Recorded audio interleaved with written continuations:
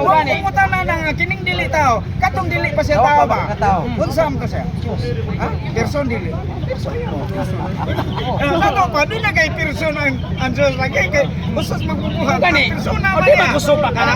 Kadabangan lang ni magtulo ba? Kinsa may ikatulong? Kinsa ikatulong tao nga sa Dios? Sa may ikatulong tao.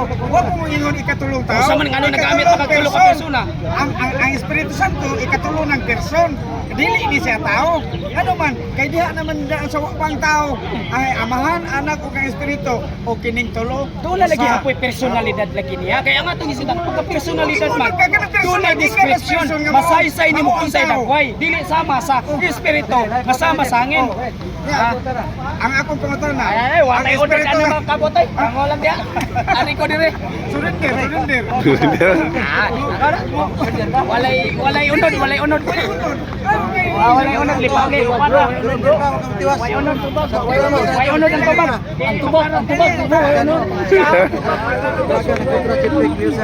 Nagpuli asok ko siya.